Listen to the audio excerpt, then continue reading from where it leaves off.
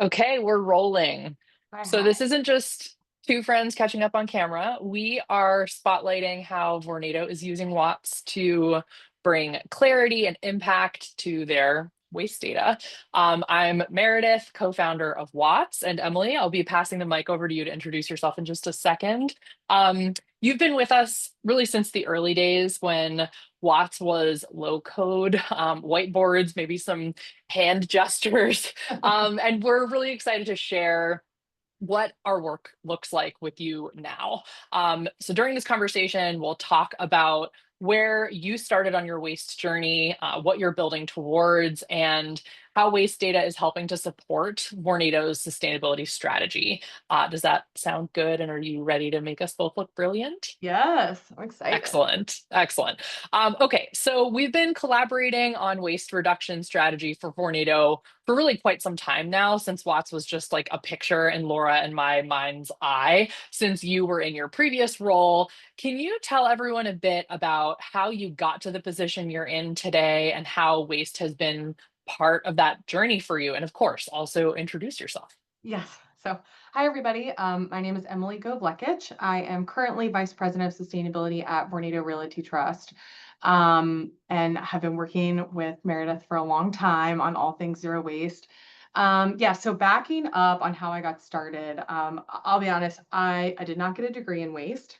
I got a Who very did? general environmental science degree, which was kind of a snapshot of all the things. And almost everything that I've learned about waste has been in practice on the job. So I started my career as a sustainability consultant, working on LEED for existing buildings, which is a great place to start because you learn so much about all aspects of the built environment and how to operate buildings. And that was my first sort of intro into zero waste, was working on the waste credits within the rating system. And then I moved on to Vornado's wholly owned janitorial division, BMS. And at BMS, I worked very closely with the cleaning staff, getting hands-on knowledge about how waste is moved throughout the building, so waste flows, and also I was responsible for, and still am, for training. So training for zero waste was a huge thing. It's so much of what I've learned about zero waste has come from learning from the cleaners, getting this feedback loop about what they've been seeing, how we can make it better, learning from them about how we should be better operating the buildings. And then about 3 years ago, I transitioned to Vornado's sustainability team officially, to formally manage the zero waste program for the portfolio. So that is a lot of tenant engagement and education, collaborating with all of our wonderful waste consultants, working with our waste haulers across the various regions. And so that's not only New York, but New Jersey, Chicago, and San Francisco as well. Yeah. Awesome. Thanks for that. You just put me in the Wayback Machine thinking about doing building walkthroughs with you and Pedro on the BMS side, figuring out kind of what infrastructure existed in the different base buildings and staging infrastructure for different types of training so that we could take pictures and doing all kinds of stuff. So thanks for that little trip down memory lane. All right. So, what are Vornado's waste related goals and how are you working to achieve them with your team? Sure. So we have a 75% diversion goal by 2030. We ended 2024 with a 59% diversion rate. We also have a organics participation goal. So 50% of the tenant population participating in our organics program. That's also by Mhm. 2030. We ended 2024 with 52% of the portfolio participating. That is calculated by square footage. So we know that will change based on what tenants are moving in and out of the portfolio, Mhm. because all of this is behavior driven. And we also have a goal around annual tenant education. So we're working to achieve our goals in many ways. And one of the ways I want to focus on is by removing barriers for our tenants in terms of organics. Mhm. We've identified that getting the heavy food waste out of the trash and into the right stream, that's not only going to help us achieve our diversion goal, but also the other goal that I was talking about in terms of participation by square footage. We've done that by providing bin liners and infrastructure to the tenants and getting it set up in the base building. We've worked with our haulers to provide organics across the portfolio, meaning that if a tenant wants to participate, they can. Of course, it's not required, but we've made it so that anybody who wants to can. And then just working with our consultants to provide as much education and resources as possible. So we hold annual town halls around waste, and also we have a lot of in-person training opportunities to help drive engagement. Yeah, that training and retraining and just trying to like lower the barrier as much as possible. Um, Providing physical resources, digital resources is so important. You guys are just going like above and beyond and doing that and sort of showing what a model for best practices looks like. I'm curious whether you think that New York City's residential organics mandate is going to have an impact on participation, tenant participation in organics recycling in your buildings.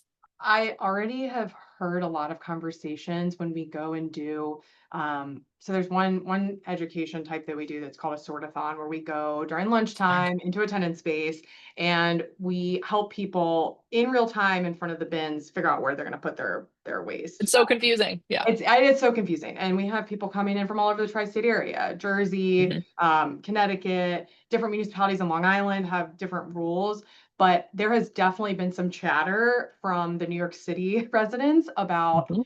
we're doing this at home. And so I think it's definitely becoming more habitual and mainstream for people, especially Totally. if it's happening in their home, which is great to see because we're already heard people referencing, oh, we do this at home now and our building's set up, or our building's not set up and we need to be. So, Yeah. it's I think the residential landscape is definitely gonna help us in commercial office space. I mean, I feel like I can speak for both of us in saying that, like, as a trash nerd, hearing that regulation and legislation is kind of like helping to drive behavioral change is great. And recognizing that there are 9,000 different, literally 9,000 different municipal recycling programs across the country, like people are confused. So it makes sense that, And uh, rightfully so. I mean, yeah, it's a lot exactly. to keep up with, for sure. Exactly. All right, let's talk about data. So, what are Vornado's biggest challenges? What were, I should say, your biggest challenges with waste data tracking before using WATS? Yes. So as you know, better than anyone, tracking waste data across a portfolio, it's just a lot of moving parts, right? It's not just the hauling data from our, large standard streams like trash, glass, metal, plastic cartons, mixed paper, cardboard, and organics, but it's also specialty streams, which are harder to track down for in some instances, like the tenant level stuff. So we've got e-waste, we've got bulbs, we've got bulk waste, we have donations, landscaping waste. I mean, the list goes on, depending on what you're trying to do. But also we're trying to obtain the specialty streams that the tenants control the contract, so shredding Mhm, data. And that's a lot of different invoices and metrics to organize. And Watts provides, a centralized platform where all this data can live, simplified tracking, automated push notifications, and notifications to our haulers asking for the data if it reaches a certain point where we haven't received it, which that alone is huge. And then allows for just easier accuracy and reporting, which has just led to such a time savings, because it's really increased the efficiency of how we intake waste data and then what we can do with it. mhm. Thanks for that. Um, in terms of kind of other maybe incremental or large improvements that you've seen, how has the software platform helped you streamline or improve ESG reporting, which is obviously another huge chunk of the time of your role? What does that look like? What was it like before you had Watts, and what does it look like now?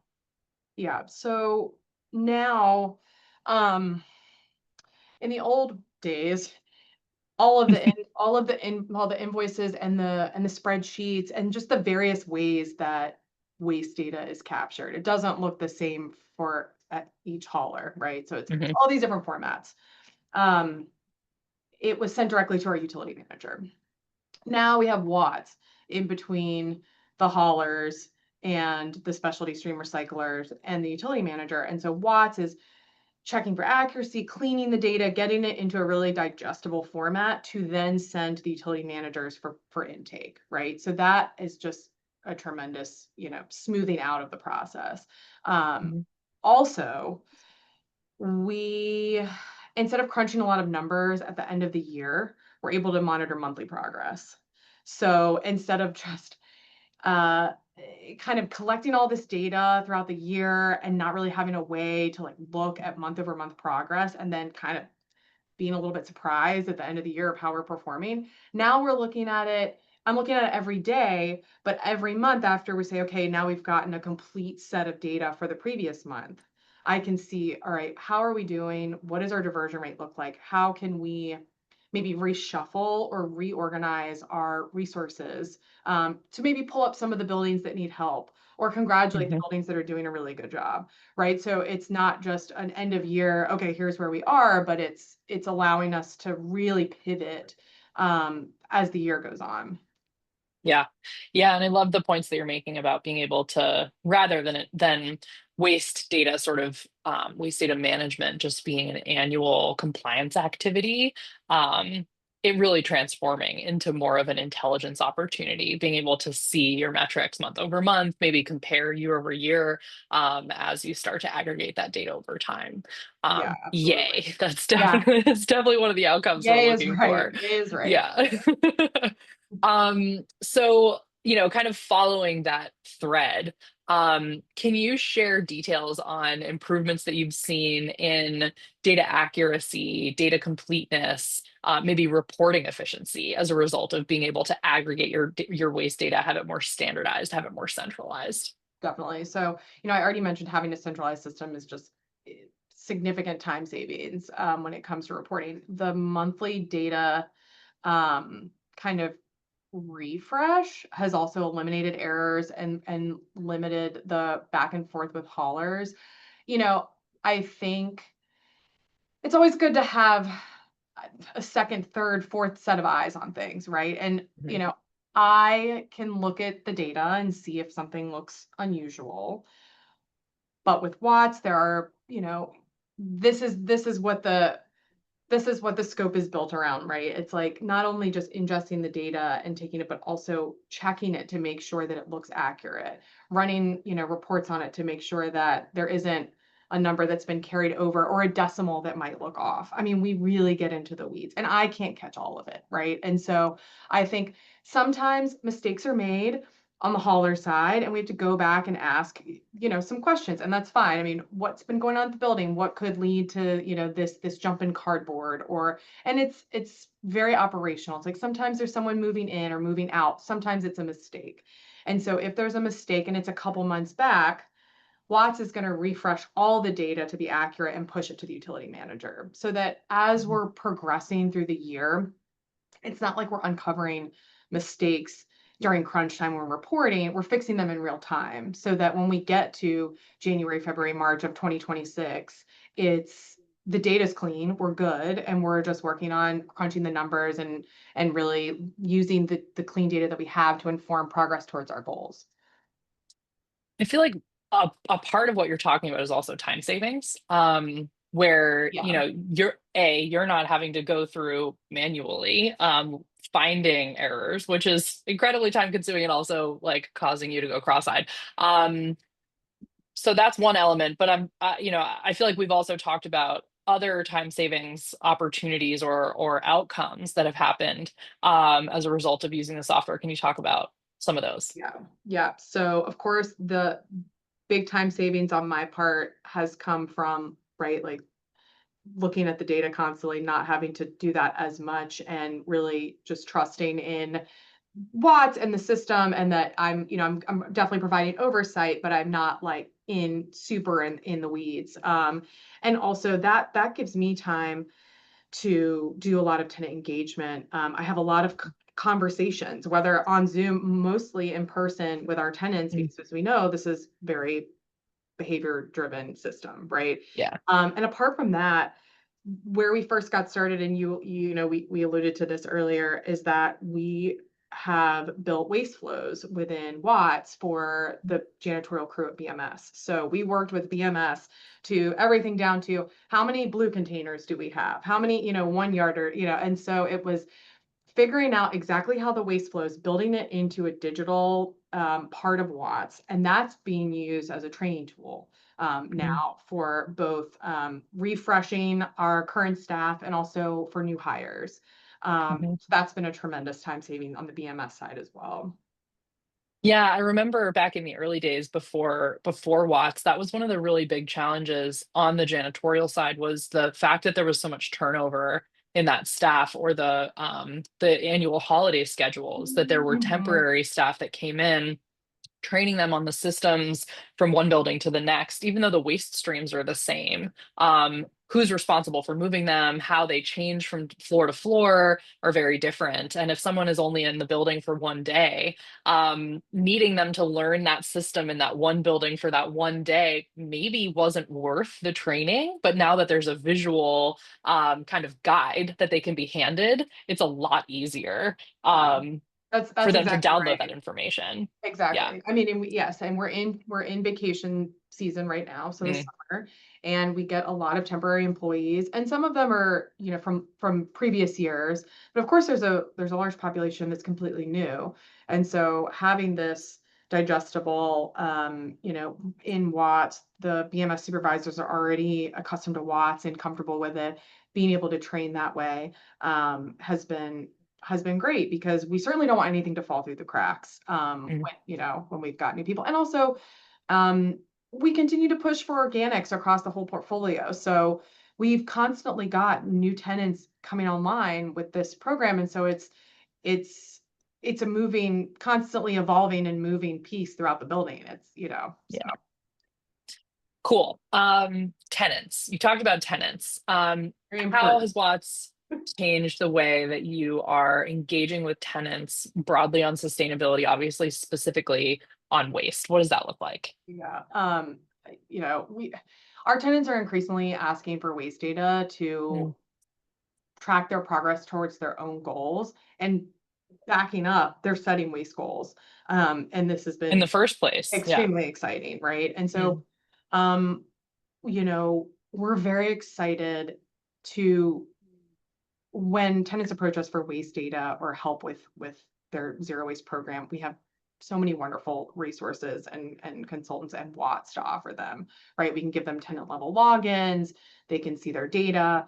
On that point, we are pushing, and I spoke about specialty waste streams earlier, but we're pushing tenants to think about their specialty waste streams. So like shredding, and if they're using like any like soft plastic recycling or anything like that, that's outside of what the building provides, to get that into Watts, hopefully this fall.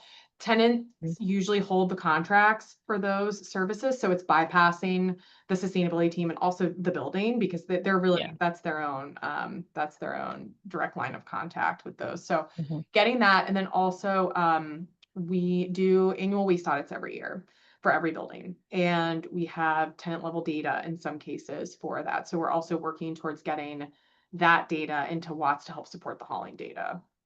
Mhm.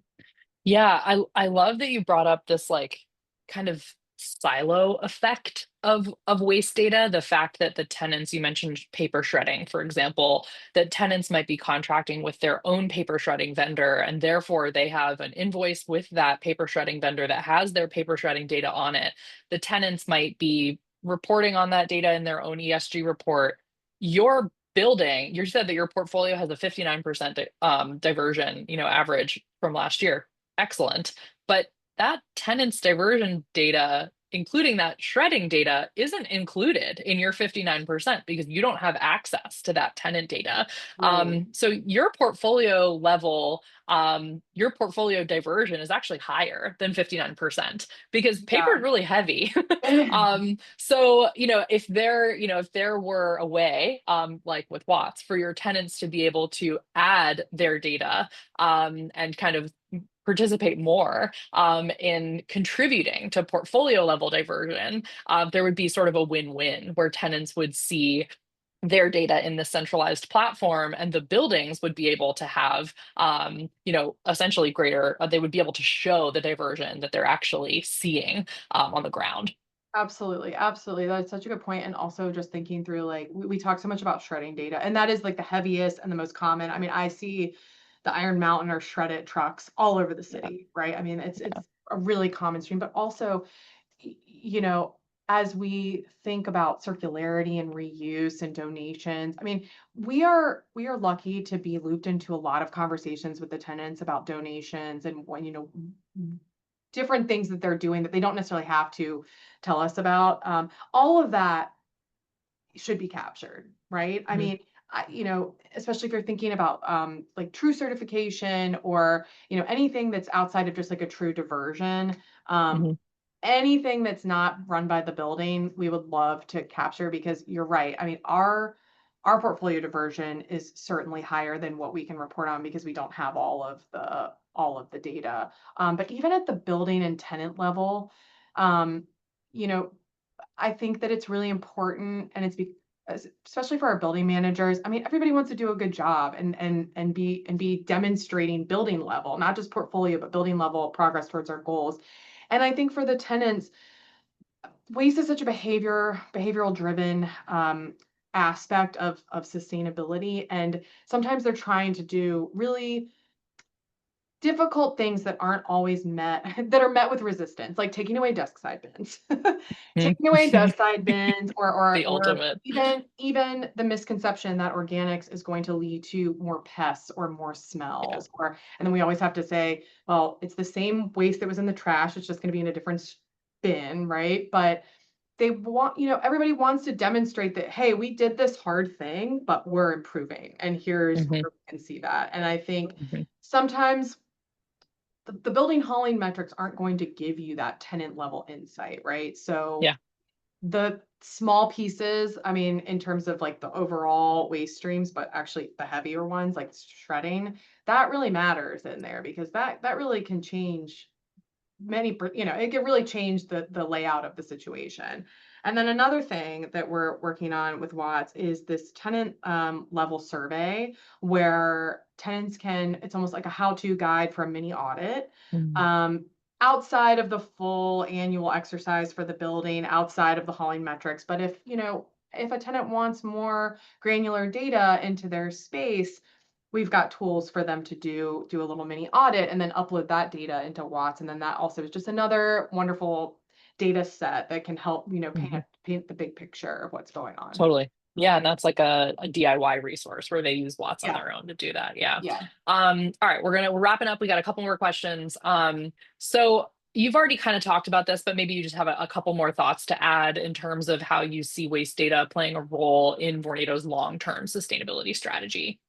Yeah. I mean, wasted is essential for tracking progress towards our goals. And then also setting future goals. Mhm. Thinking about the more data we have and the better it is, and the more granular it gets, the more the more options open up for goal setting, right? We can start Mhm. thinking about, okay, what's next? What's the next benchmark to strive for, right? Um, and also, I think tenant collaboration. I keep saying this, and I always say it, but it's behavior driven, right? Literally, the waste aversion boils down to each human in our building making a choice about where they're putting their waste in Yeah. the bin, um, and you know we can't achieve our goals without collaboration with tenants. It's just Mhm. not possible. We Mhm. I can't dictate the waste diversion from a portfolio level in my office, right? Yep. It's every human. And so I think alluding to like going back to what I said about people wanting to feel good and making progress, I think the data really can be the backbone of showing progress towards not only our goals, but the tenant level goals as well. Absolutely. Love that answer. Okay. So we like to say, well, we don't love it, but it's a reality that waste is an unmetered utility, which causes challenges for data standardization, of course, for data ingestion. With Watts automating the data ingestion for Vornado, how do you see it unlocking new opportunities to improve financial outcomes and really provide greater transparency across your portfolio? Yeah, so we're excited to start looking at waste as a utility.